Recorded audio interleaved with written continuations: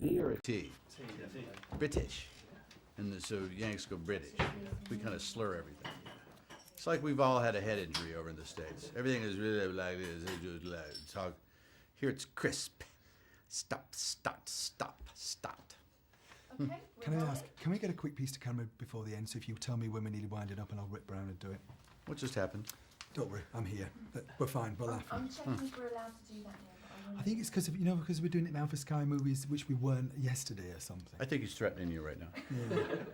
I just felt That's a, right, Tim, actually. I just felt a veiled threat.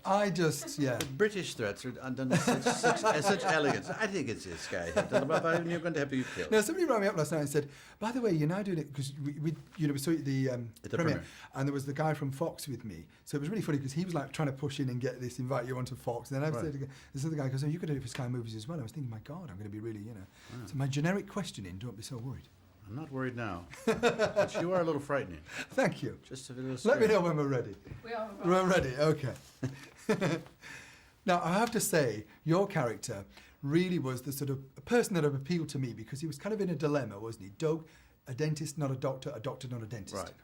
Well, he just, the character as it was written, and some of it was left on the cutting room floor, as they say, Doug and his wife had planned so much to do in their lives, and the point of view of the movie was written through this character's eyes. So the whole idea was he was the one that anchored this, and his world isn't so.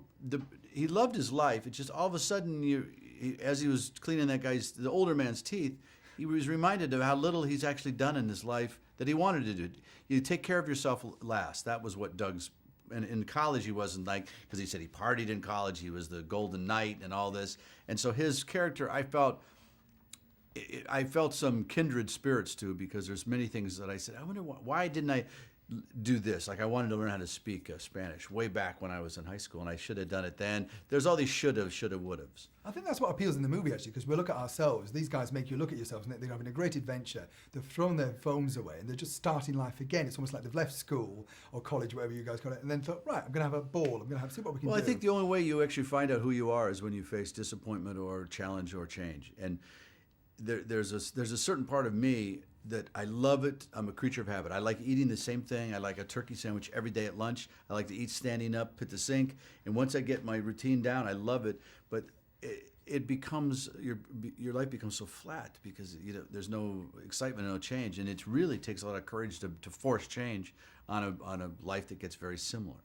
Now, we know you're here in the UK, of course, for your comedy, and you did stand-up and things in the 80s. How do you think that it's sort of changed now, stand-up comedy itself? Because every sort of decade, people say, it's a lot different now, it's a lot tougher. I mean, who makes you laugh, for instance? Oh, boy. It's really... Lewis Black is a comedian who in the States. I don't know if Lewis Black and there's several comedians that make me laugh because what they do is what I like is comedians are neutral. They play in both parties, and in the U.S. it's Democrats and Republicans, and they both are silly, and they look at comics.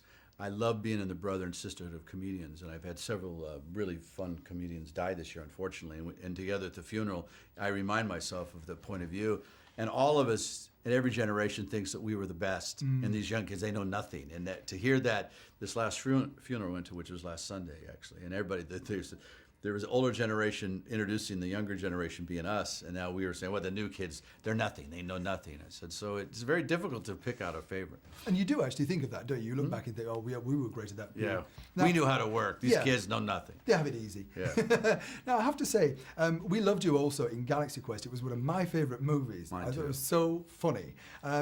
We kind of want to know, I mean, any more of anything like that planned? It was such a cool everyone thing, in Galaxy Quest, Alan Rickman Sigourney, Tony Shalhoub, Sam Rockwell, Darryl Williams, all of us constantly asked the studio because we loved that, just like Wild Hogs did. That experience was so good. The movie it's been such a success in the States over and over again. You can't stop watching it. The studio is so there. I think there's some difficulty with the writers and the people that put it together. They had a problem at the beginning and they haven't let it go, kind of like the French and the English. Tim, I really enjoyed Wild Hogs. You were my favourite between you and I. You're a dentist, not a doctor. Thanks. Let me do my quick piece. All you got to say is, if you miss it, you miss out. We'll do a quick tease. All right. You ready, man? Yeah. I'll tap you when you say that's right. All right. If you miss it, you miss out. Hi, morning, Neil Sean here on Sunrise with the one and only wild hog himself, Mr. Tim Allen. Remember though, Tim, If you miss it, you miss out. don't miss Tim Allen on Sunrise this morning. Thanks.